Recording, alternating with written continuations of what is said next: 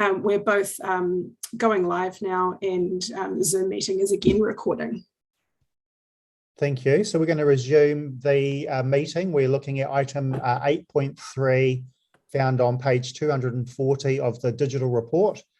We welcome Laura to the Zoom meeting, and I'm not too sure if there are other supporting staff as well. Welcome, Laura. I'm going to just let you introduce the report, walk us through it, and then we'll open it up for questions from elected members. Over to you. Mr. Chair, just one moment. I am just getting them co-host status, so just give me one moment, please. Sure.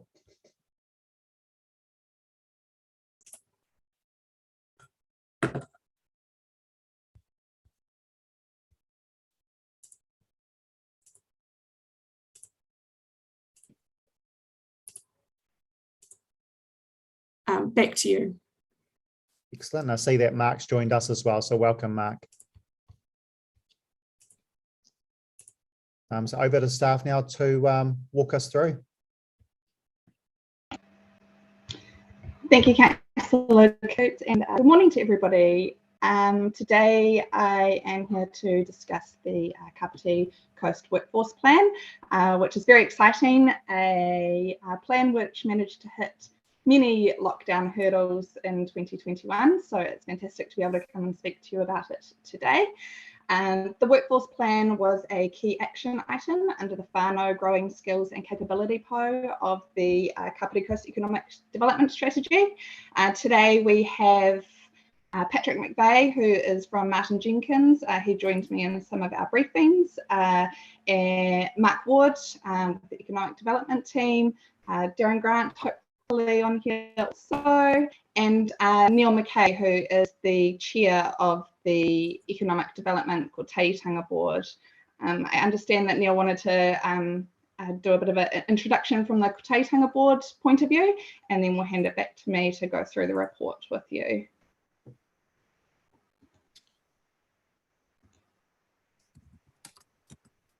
Are you still muted, Neil? Oh. I think you may need to just wait for staff to unmute you. Yes, thank you. It's all good. Good morning. Happy New Year to you. Yeah, and to you. You're looking all sharp and colourful and tired already. Hey, thanks for the opportunity to talk to you anyway. I'll just get myself organised.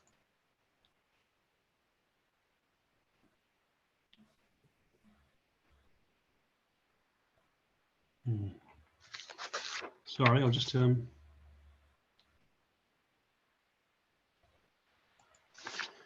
first of all, I'd like to acknowledge the good work in difficult circumstances, Laura and the ED team and Patrick McVeigh from Martin Jenkins. The board has provided feedback during the process. It's been briefed and now endorses the workforce plan. Engagement with MB has ensured that the plan outcomes align with the Wellington Regional Workforce Plan, which has been developed by the Wellington Regional Leadership Group. EDKB member Harani Demuth is on that group and can assist to facilitate alignment, as the regional plan continues to be developed. So the board is now really focusing on implementation processes to ensure that there's some high quality delivery of key priorities. And one of those key priorities is to complete a feasibility study for establishing an education and learning hub for the Kapiti Coast District.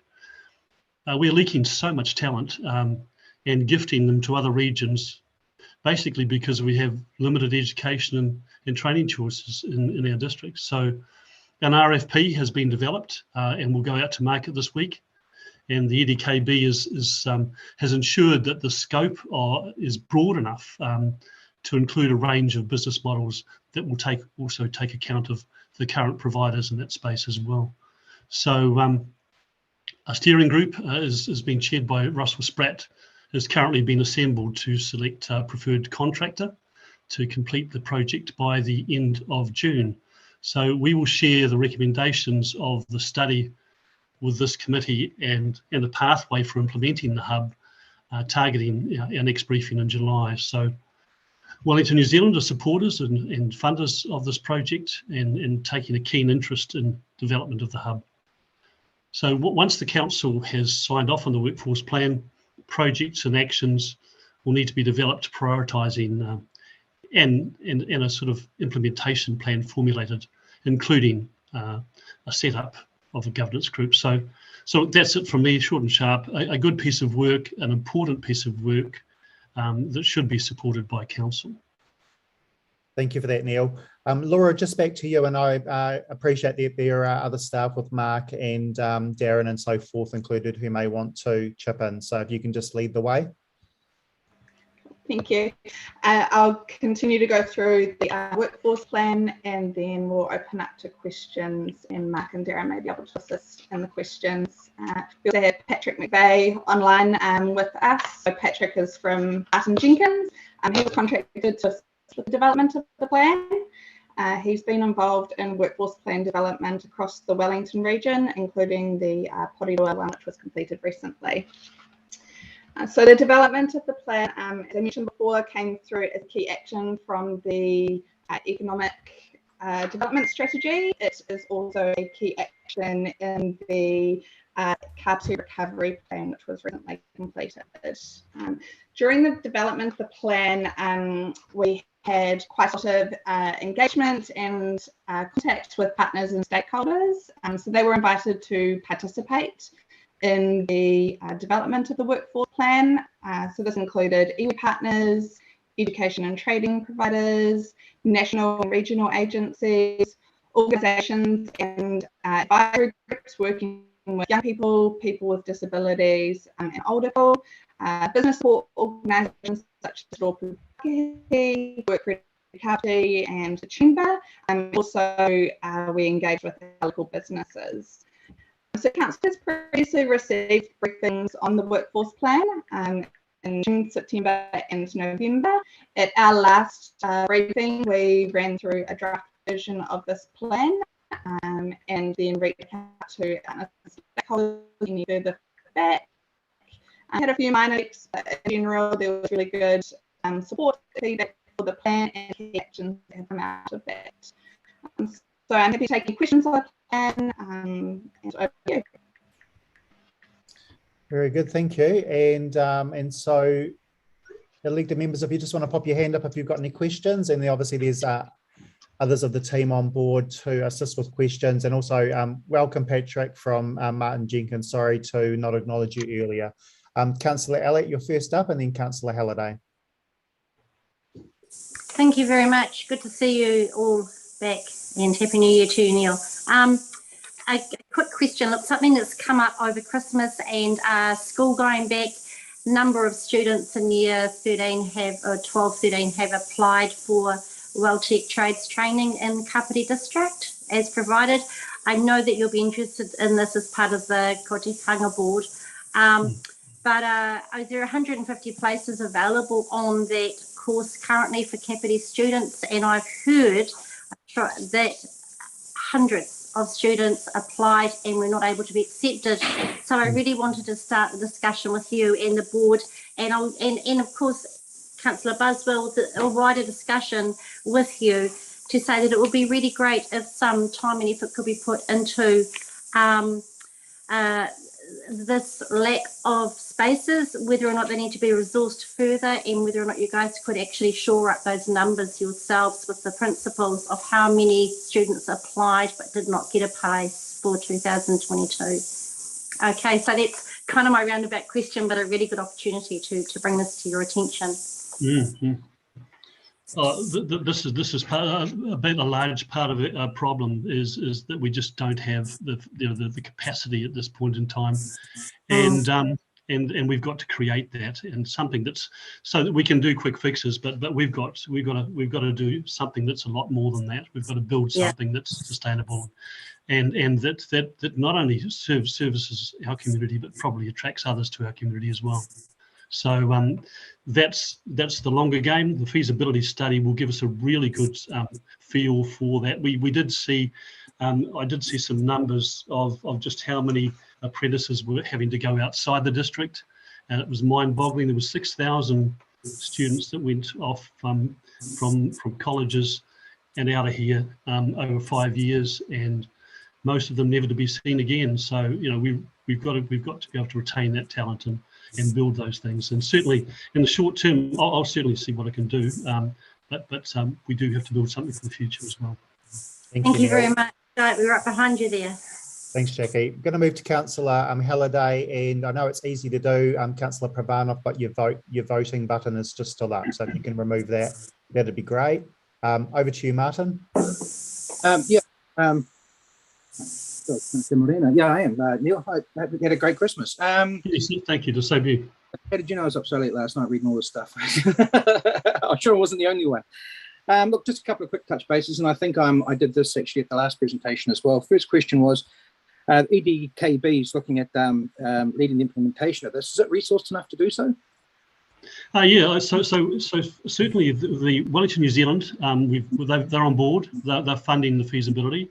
It's one of those processes though, where we once we see the size and scale of the feasibility, what the feasibility study provides us with, we then need to put our minds to what happens next. And part of the reason for getting Wellington New Zealand on as a strategic partner is to start utilising, beyond the region, others that can participate in this. Wellington New Zealand are taking an interest because they can see the model, some of the models that we've been looking at appeal, and they appeal to probably other parts of the Wellington region. So yeah, we first things first, we've got to assemble a very good team with the steering group, and making sure there's educators, there's students, and Sophie, we've talked about that as well. Getting the right people in the steering group to get the right consultant, and then to have that ongoing dialogue with them through the build up of the feasibility study. So on the other side of it, we're able to apply something which is relevant for our region. Thank you for that. It's a great answer. Look, I'm aware that over years previous, one of the issues we've had has been the lack of relationships we've had outside the area, which has been a hampering to funding pathways, if you like. So I think it would be a fair comment to say that this document really ties into the destination plan in a similar sort of way, as it's creating pathways for funding for joint projects and for us looking to combine with other areas. Or, that sort of yes, indeed. So that's great. And look, we for example, just on the education and training hub, have been talking to Horowhenua. They've got a great hub there.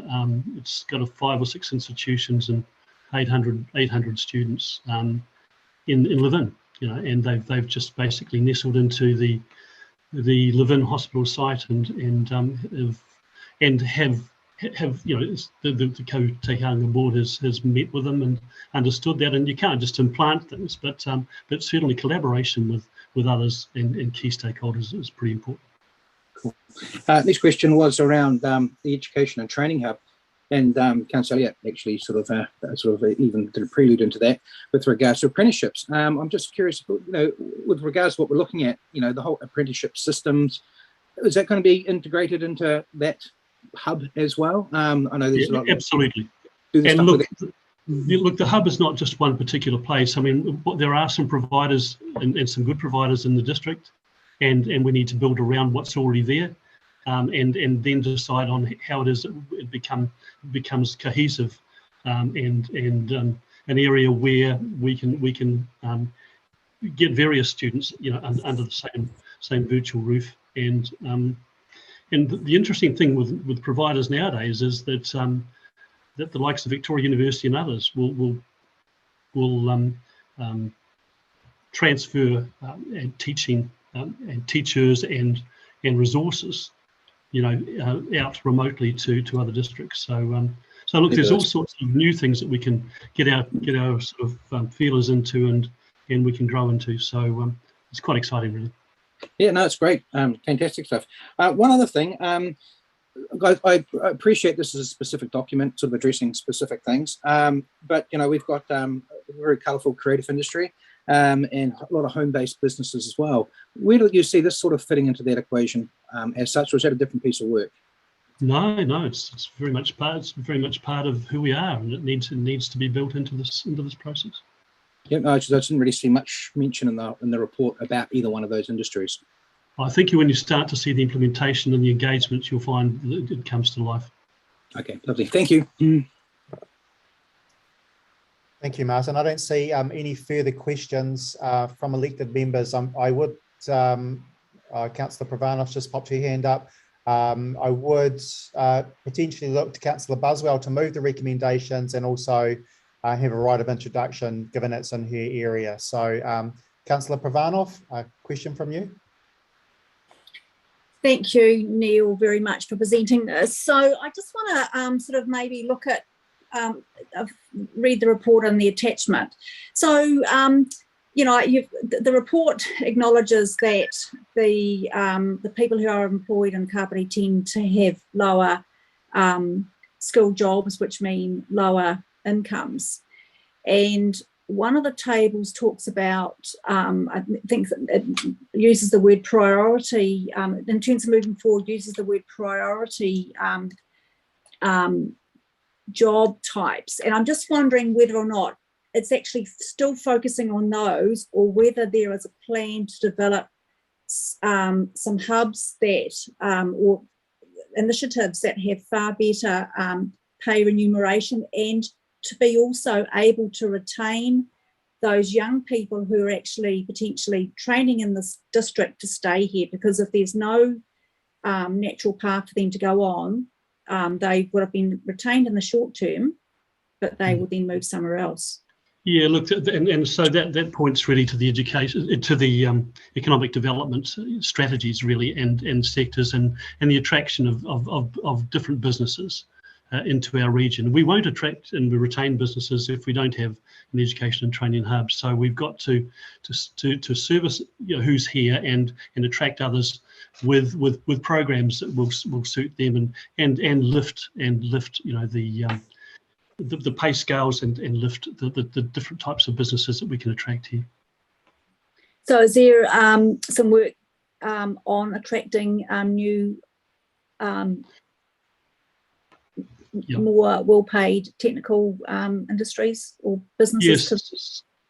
Yes. So the short answer is, and is Darren there or Mark there? The appointment of a particular person. Could you talk to that, Mark? I think it looks like I can talk to that a little bit as to where it sits in the workforce plan. Oh. Or did you go, Mark? So in the workforce plan, under that second goal of better jobs, there's working with key sectors across the district to kind of understand and respond to barriers that are holding workers back from progressing, but also employers the opportunity for workers to progress. So supporting those opportunities for career progression and retraining, which in line supports businesses in terms of their growth, and consider strategies in ways that they're able to create more of those higher paid jobs that we're talking about. So developing targeted approaches to address those barriers. And one of those items there is to deliver a pilot program to address those specific barriers. And that's sitting under a longer term goal. So making sure that there's the setup of those key sector working groups initially to understand what are their goals and a good strategy moving forward to make sure that it's bespoke for each different working group, because acknowledging that the workforce plan talks about multiple industry providers and that each one will have different needs and aspirations. So it's very specific to that industry. So at the moment, Mark is underway with some work with regards to the food and beverage sector as an example. I just want to check in with Patrick because I can see he's got his hand up as well. So he might want to add something to the discussion. Yes, Kura Koto, nice to see you all again. I think I managed to put my hand up to clap and to do about 3 other emotions at once when I was trying to signal my intention to speak. Just to, I guess, to reinforce what Laura said and to acknowledge the councillor's kind of, I think, wise observations. I think the way in which I would frame this in terms of what's covered in the workforce plan and what's came out through the consultation engagement is the need for all of these things to work together. So we need to ensure that our workforce and our young people are getting the opportunity to acquire the skills that set them up for success in the future, whether that's access to training through things like apprenticeships or on into tertiary education system. There's the need to sort of work with the businesses to actually promote workforce progression, training, upskilling in order to help people move through that kind of pathways to better and higher incomes. That also includes the sort of point which is covered in the plan as well around the connectivity that you have to the wider labour market, including Wellington City and then up into other parts of Horowhenua and beyond, is also an advantage as well as a kind of risk. So that access to a wider labour market is good for people, but there's parts of the district that are not as well connected to that wider labour market through physical transport or housing conditions, etc. So there's linkages to other activity that the council is prioritising and moving forward. And then we also include the sort of linkage across to the sort of attraction and growth of new sectors and new jobs to help with that balance. So what came out is the need to sort of try and do all of those things in a plan and to acknowledge the connections that this plan has to your other work. And so that's why, you know, the vision that was prepared for the plan is slightly different from sometimes the sorts of vision statements you usually see. You know, there's a big focus on giving effect to what you've already committed to through your EDS, through your recovery plan, through your long-term plan.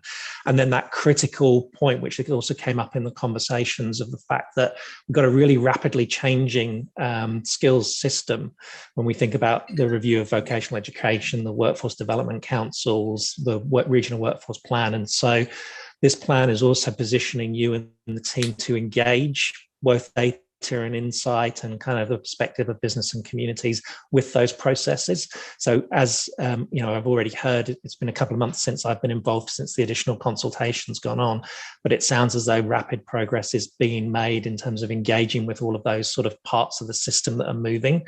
So I think all of the things I've heard from councillors today, I think are really important, and I agree with Neil that the hooks are there in the work programme for you to move those forward. So it's been great working with the team, and it's been really encouraging to see through all the conversations I've had with councillors, the connections you're making to that wider set of agendas as well. So just to acknowledge that, I think hopefully we've captured most of these key important issues through this process.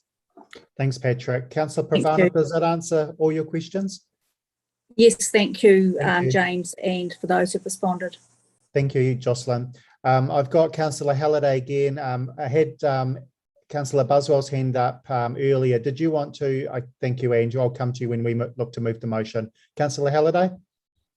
Thank you, Councillor Coots. Look, through Mr. Chair, we're hearing a lot about youth, and I think that's vitally important, don't get me wrong, but also we've got the other end of the spectrum up here as well. We've got an aged community. I noticed the underemployment was at 18%. I'm taking a punt and saying it's more likely reflected by a lot of part-time workers in that age set. And there will be a lot that will potentially like to retrain. COVID's certainly pushing people into that space as well. As well as youth, this will also be addressing that sector of the market as well. We've got an age-friendly communities strategy that we're working through at the moment as well. I just want to make sure that that's linked into this. Sophie, you know, you get the push the other way with the youth side of things, but I just thought I'd just give a nudge towards that older community as well, because you know, these oldies, my God, I've fallen into that little age group now, and that we're still capable, still able to do things, but you know, it's also making sure those pathways are available potentially there as well, not perhaps to the same level of scope, but certainly that those pathways are there and being addressed as such. Don't despair, Councillor Halliday, because there is something in the wings, and it's an intergenerational strategy which is looking at plus 65s, and that certainly will dovetail into the workforce plan. That piece of work is also that will be led by Hilmari Schultz, and there is that strategy is due again in June as well. So you'll find that there's correlation there. Fantastic, thanks, Neil. It's election year, Neil, so we were wondering whether we'll have jobs in a few months' time, and if not, who's going to retrain us? All right, thanks, team. Look, I don't see any further hands up. I appreciate those that have responded. Councillor Buswell, were you happy to move the recommendations that we have got on page, sorry, just scrolling through, page 244, and if so, I would look to get a seconder for that. Councillor Halliday, right of introduction from you, Councillor Buswell. Thank you, James, and thanks, Neil, for chipping in and contributing so much today, and in the past with this workforce plan. It's really heartening to see yet another part of the ED strategy being delivered, and it is a real pivotal document for our community to grow strength in in all of our sectors across the district. And it is important to highlight the different sectors and work one by one wherever we can. And not to forget that we already do have a number of institutions in Kapiti, the likes of ICE, which are set up in Otaki, that do the apprenticeship training for plumbers and gas fitters. Now they look after apprentices throughout the central North Island, and that small, what has started off to be a reasonably small base in Otaki, can certainly grow, and it's those kind of institutions that we need to work really closely with for our own community, which is awesome, along with HLC, which has already been mentioned, and Work Ready Kapiti, and they play a very important role in youth and preparedness for getting out there to work, and along with capital training as well. They work with the NEETs, which is an important part of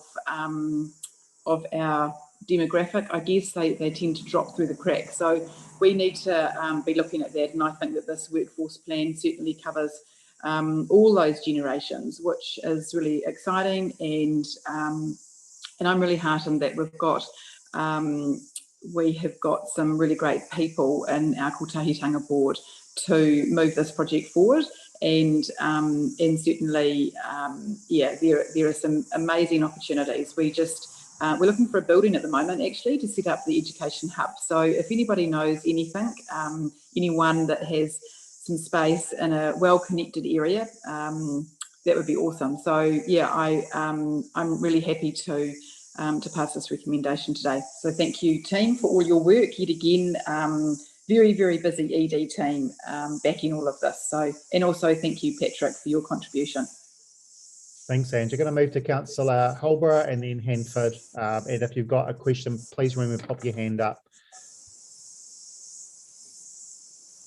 Yes, thank you, through you, Mr. Chair. I'll talk on a lot of the comments that Councillor Buswell has said, and certainly acknowledging the work that Work Ready Kapiti have done, and just also huge congratulations to the work so far in this economic development team. They're certainly really connected with this and wider community, and also the work of the Kotahitanga board.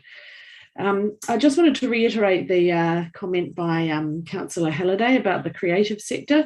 It sits kind of in the middle of the graph in terms of contributing to employment growth, and just really particularly at the moment, particularly in the performing arts, just acknowledging the huge challenges facing that sector at the moment through COVID, in terms of events and performances, and the limitations around some of the teaching that can be done, and all sorts of challenges facing that particular group. So really encouraging through the implementation strategy, a focus on arts, creativity and performance. And there's really a chance to look into that further through, I believe we have, it was called a cultural and heritage strategy on our policy program the other day.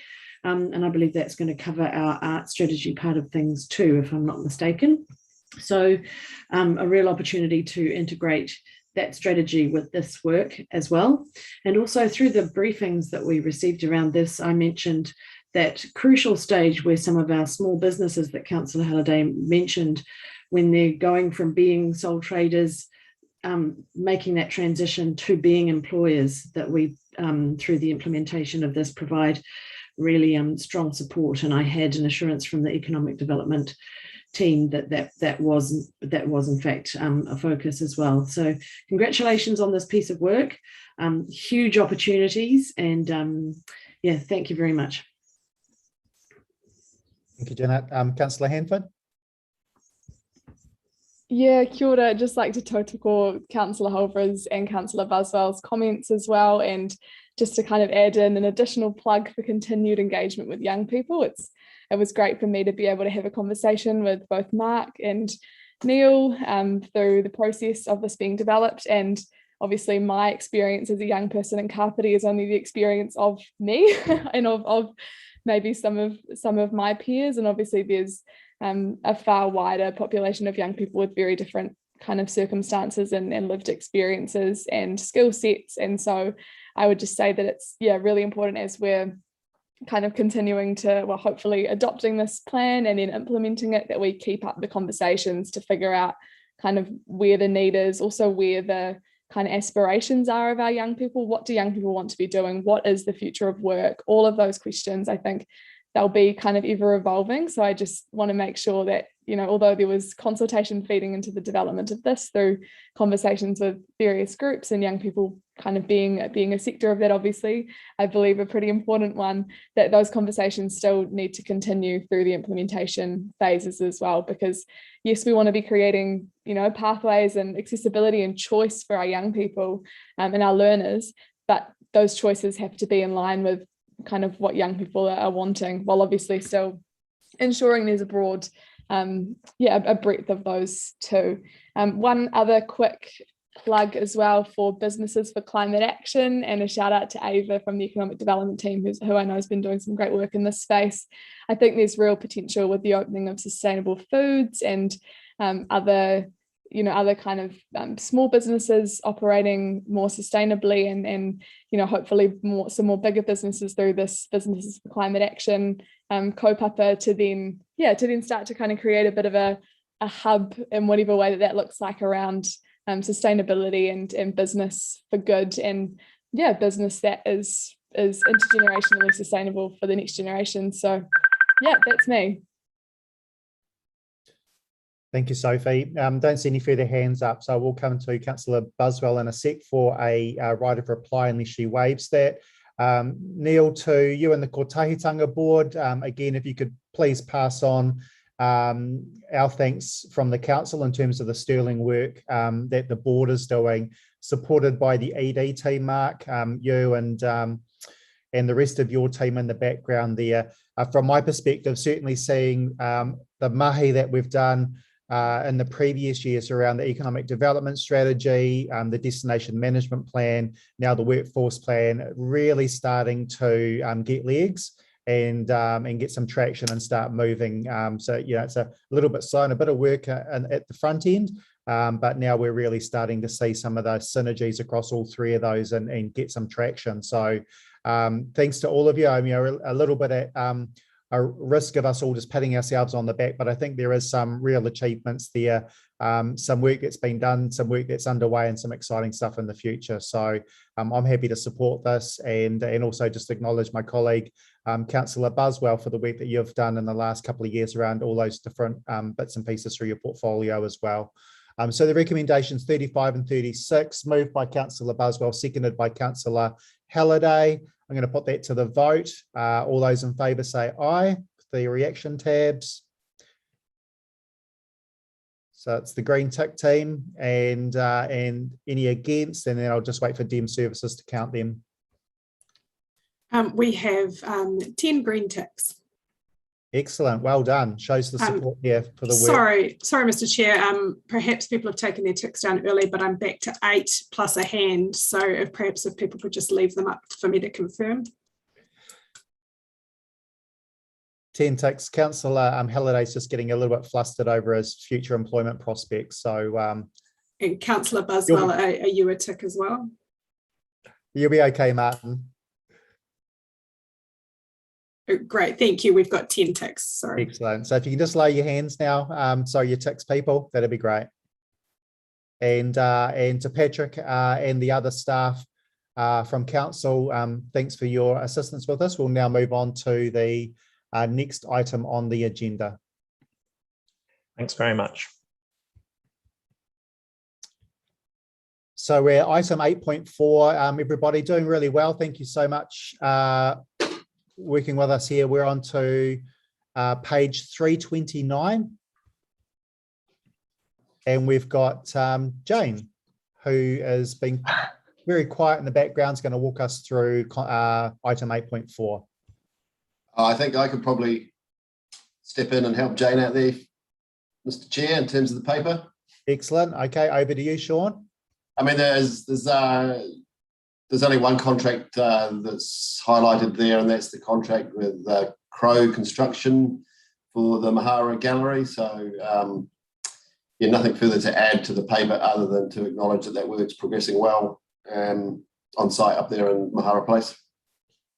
Thanks, Sean. So pretty much a business as usual. Obviously happy to take any questions. So pop your hand up if there is one. If not, we've got the recommendation A on page 329. So any questions? Can't see any. Anyone like to move the recommendation A on page 329? Councillor Holbrook, seconded, I think, by Councillor Compton. Excellent. Right of introduction. Getting a wave, a nod. So we're going to put that to the vote. Use your reactions tab, team. All those in favour say aye. The green tick. Ticks going up all over the place. That's great. Just wait to hear from you, Fiona. Councillor Halliday, just waiting on your confirmation. Thank you. We've got 9 ticks. Excellent. That's passed. Thank you, team. If you could just remove your ticks. Apologies. We only got to 9. We didn't get to 10. I think I was missing Councillor Buswell. Excellent. She's just given us a tick now. Thank you. Thank you. And so if you could remove your ticks, that'd be, it kind of sounds a bit odd, eh? Removing your ticks. Right. And so now we are on to confirmation of minutes 9.1 on page 332. Is anything raised out of the minutes? If so, raise your hand and we'll see what the concern is or the question. And if I don't see any in the next few seconds, then we'll look to see for someone to move those minutes. I can't see any hands up. So do we have an elected member that would like to move the minutes for the 18th of November? I saw Councillor Halliday pop his real hand up and Councillor Randall pop his real hand up. Excellent. Thank you, gentlemen. So moved by Councillor Halliday, seconded by Councillor Randall. Doubt there's any discussion, so I'm going to put that to the vote. And green ticks going up all over the place. Councillor Elliott, I see your hand's gone up. I just want to clarify that is a question. That's a support. If you could just change it to a tick, I think it might be a question. Okay, we could just unmute Councillor Elliott and we'll just clarify. We have just put it to the vote though, Jackie. But we'll just... Okay, thank you very much, Mr. Chair. I'm just wondering if someone who can actually see the minutes can just check and see that if I was present or absent for that meeting. You're showing as present. Thank you, I'll vote. Thank you. Thank you. So that, if you could just put your green tick up, Jackie, excellent. So we have 10, Mr. Chair. That's great. Thank you. So if you just drop your reactions down and then that has been passed. Now, public speaking time, item number 10, obviously there is none at this that I've been aware of. Mr. Chair, I'll just interrupt you. Sorry, Councillor McCann has his hand up. Thank you. I haven't seen that. Councillor McCann. Thank you. Just on that, because one councillor couldn't see the minutes, there was a request to DM Services that we can get these documents as PDFs so that it's easier for us to put them on our secondary machines. Could I just note that request, I'm really keen for that request to be fulfilled. I will make a note of that and I'll come back to you. Okay, thank you. So just in terms of the agenda, we have no public speaking towards the end of the meeting. I think from here we need to, just double checking, there's the confirmation of publicly excluded minutes, but I'm assuming we need to do that in public exclusion, which is the next item after. So if I'm wrong, just feel free to correct me, team, but I think from here we vote to move into public exclusion. Yes, right? Yes, that's correct. Excellent. And the status of community board members in terms of, has that been made clear to them? My understanding is that unless there is a good reason why as to, and you to agree to that, that the community board don't stay for public excluded matters. Thank you. And I think in terms of the nature of the, I'm sorry, just bear with me as I pull up the PE report, because it should be clear on the title of the PE in terms of the participants. All right, I think that's excluding community board members. Just correct me if I'm wrong. So, can someone please vote that we move into public excluded? Councillor Buswell, and then seconded by Councillor Hanford. All those in favour say aye. Use your reactions. Thank you.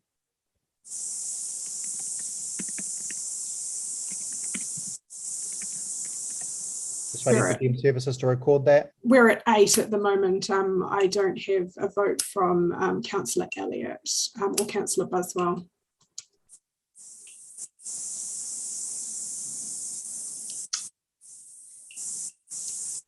Excellent. Those have both popped up now. Yes. It's a majority anyway. So we've that's passed. We're going to move into public exclusion, and I'll just let them services work their magic around live streaming and participants and so forth.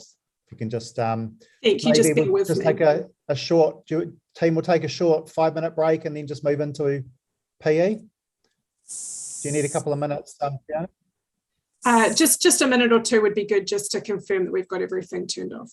All right. Well, I will just